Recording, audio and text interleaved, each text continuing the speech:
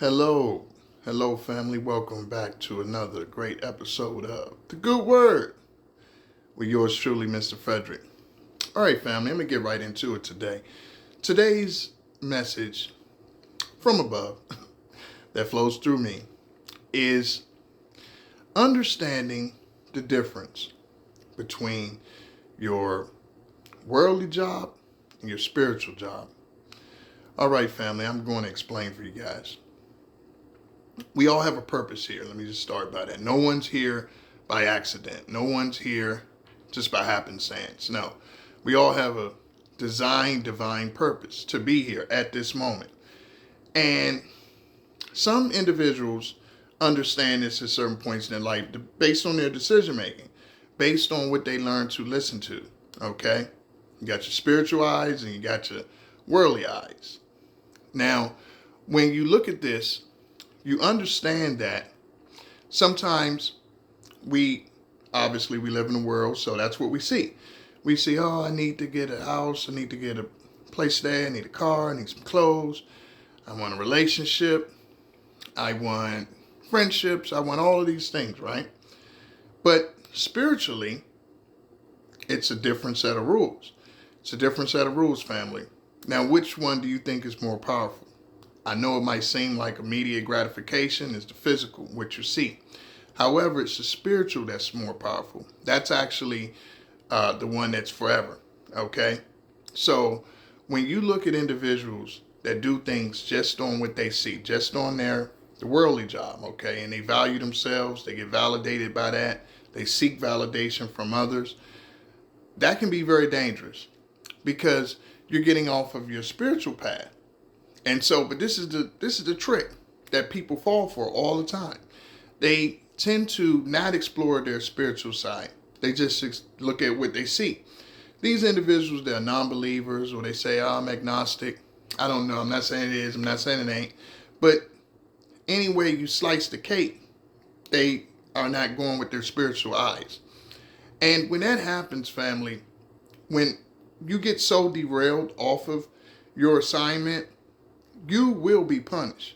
You will fall into traps. And it's set up that way because it's all set up to lead you back to your faith, back to your spiritual side, okay? And the further you get away from it, you might get a wake-up call, a birdie in your ear, and have the listening ability to see, okay, I'm off path. Yeah, I know this job makes more money. I know I got a lot of status with it. Get to dress nice, hold this piece of paper up, say I'm great. I need to be respected, idolized. When you get so far in that, now you fall into the trap. We know who rules this world, family. And that's the famous trick that he plays, is that he'll make you think that you're on top of the world. You're getting all the satisfaction, all this immediate gratification, all the attention, the women, men, whatever you like.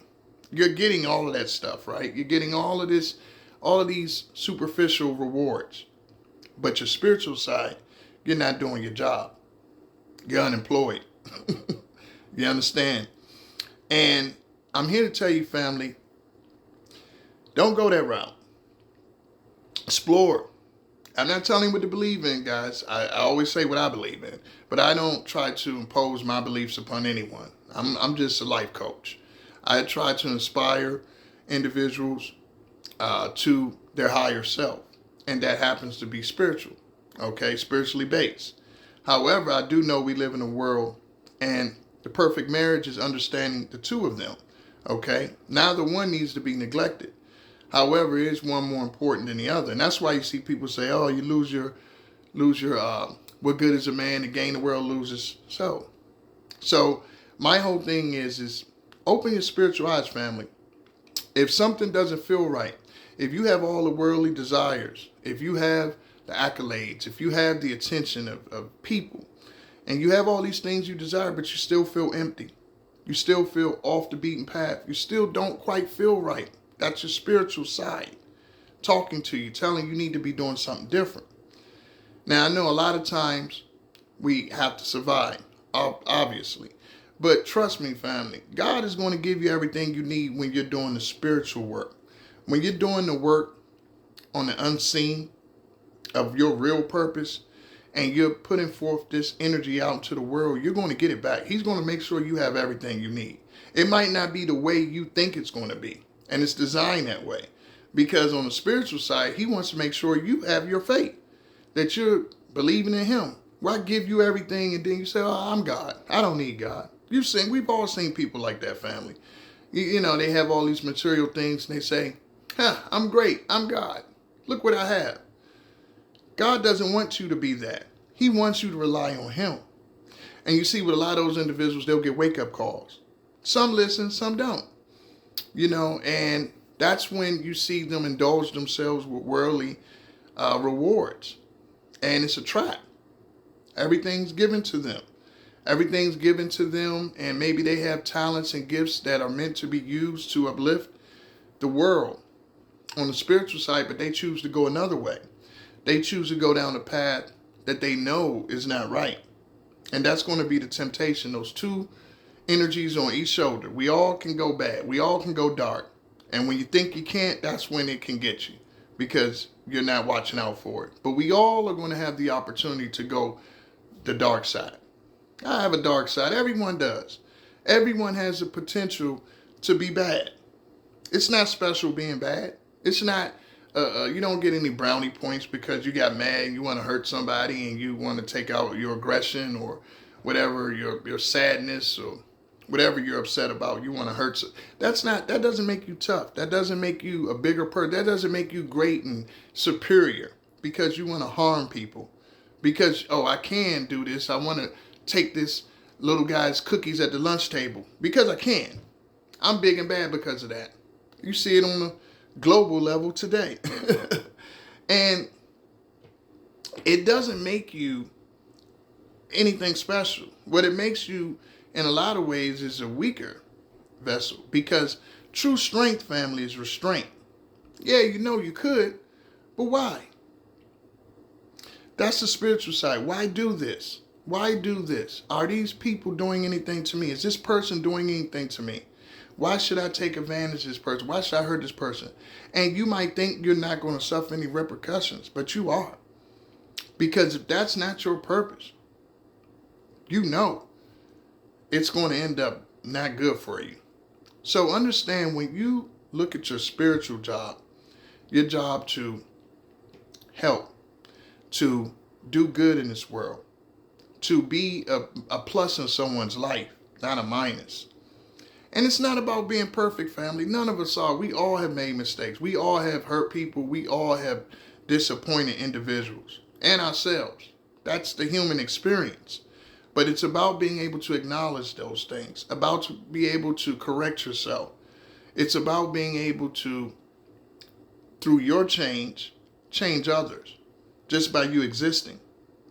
And that's the highest form of existence, is when you actually are just a living testimony of what one should do or could do.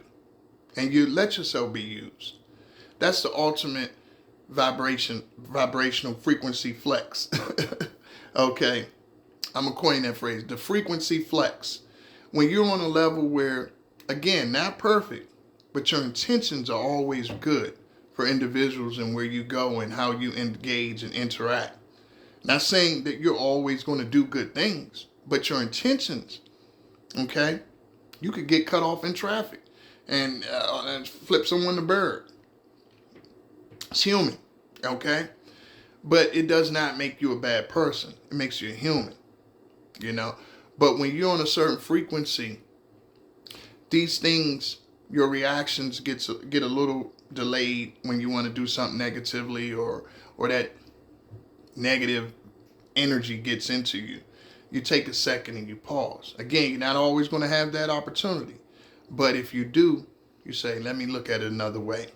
He didn't see me. She didn't see me. Cut over into the lane. Let me just say, that second could be very valuable for you to take that second. And that second is like the godly second, okay? That's God's grace. And hopefully that person has that with you as well, because we're all living in this world together. But understanding your spiritual job and keeping it on your mind, that is a job in itself. And not getting lost in all these worldly things and what people think and their validation, because that's fleeting, family. Some people come into this world and they completely just be of the world, and they're just looking at, okay, how people perceive me, how I'm getting, what accolades am I getting, the respect I get. And soon as they lose that status in the world, they get sick of something, God forbid, an accident, whatever. Now those people are gone. They lose a job, they lose a position. Those people aren't helping them. They get put away somewhere. Those people aren't writing them. They're not visiting them. Those same people that party with them, think you know some examples right now in the news. Same people that was toasting and partying and dancing with them and telling them how great they were. I guarantee they're not writing those people. They're not visiting them. If anything, they don't want to be involved with them because that's a bad look. These are the prices of, this is the cost of not paying attention to your spiritual message. Because when you're put into certain energies, certain positions, you have the ability to do certain things spiritually. You can uplift people. You can help individuals. Or you can be put into a position by another energy where you can cause people to clash, cause people to hate one another, cause people to hate themselves. Okay? Send people down the wrong path.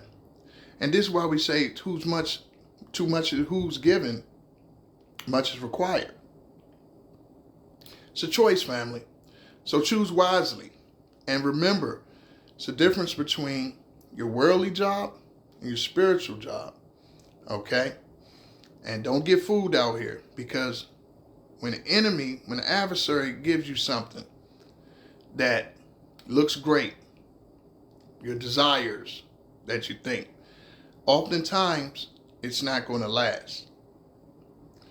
When Most High is giving you something, it might take longer, might be a little not as flashy, might be much more humble and meek and quieter on the surface, but it lasts. And he does that for a reason. Okay? He does that for a reason, so you know the difference. A lot of things look good real quick, but it's very bad long term. And some things don't look good at first, but if you're hanging in, you persevere, and you endure, you'll see the blessing. All right, family. Next time, love what you do and do what you love. Peace.